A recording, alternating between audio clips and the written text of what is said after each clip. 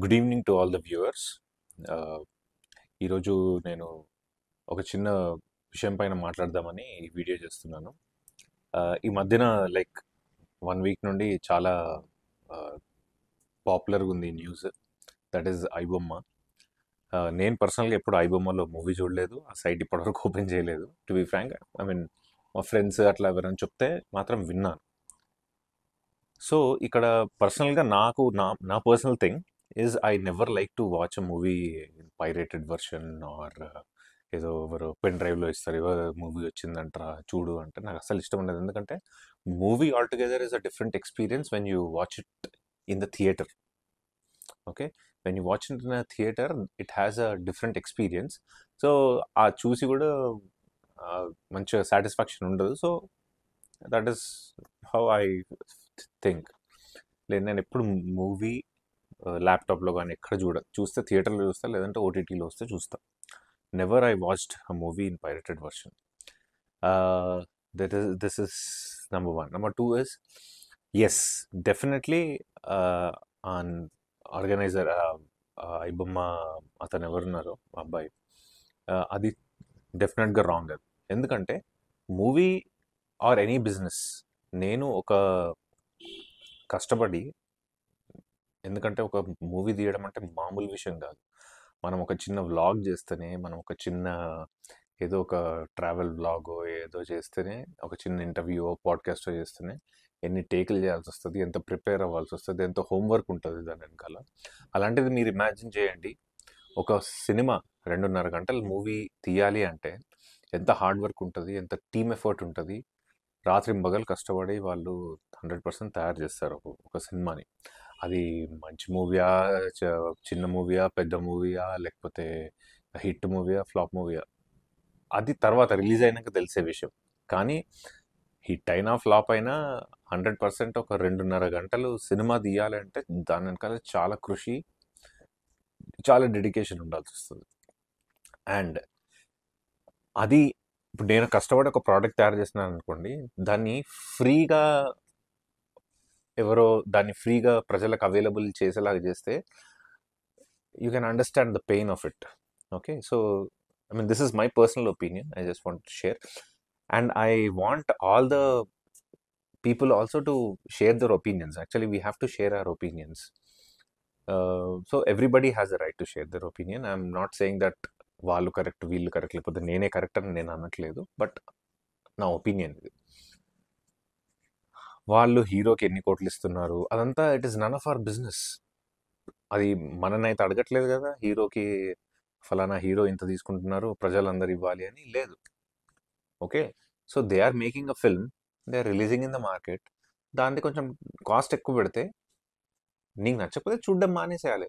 To be very frank, నేను movie థియేటర్కి వెళ్ళాక 2 years అవుతుంది. ఎందుకంటే నేను లాస్ట్ ఒక మూవీ చూసాను, ఆ చూసిన తర్వాత ఇంకా నేను థియేటర్లో ఇంత డబ్బులు పెట్టి సినిమా చూసే అంత కంటెంట్ ఇప్పుడు లేదు.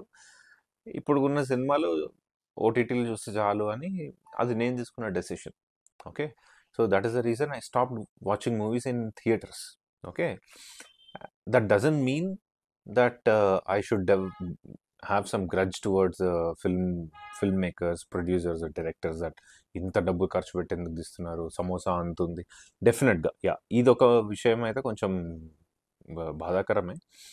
C, first of all theatre rate అంతా, ఐ మీన్ టికెట్ రేటు 250 300, లేకపోతే బెనిఫిట్ షోస్, లేకపోతే ఫస్ట్ వీక్ కొంచెం పెద్ద హీరోలు అయితే 1000 రూపాయలు అట్లా ఉంటుంది కదా. సరే, సి, ఒకవేళ 1000 రూపాయలు పెట్టినా కూడా అది నేను తప్పనను, ఎందుకంటే సెకండ్ వీక్ బో.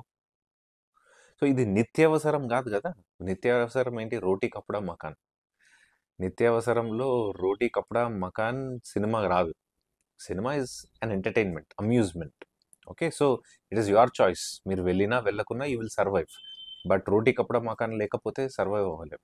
Okay, so this is purely business and producers clearly express share that it is business. So అది వాళ్ళ ప్రోడక్ట్, వాళ్ళ ఇష్టం, ఎంతైనా పెట్టుకోవచ్చు. ఓకే, ఇష్టం లేకపోతే మనం వెళ్ళొద్దు, నో ప్రాబ్లం.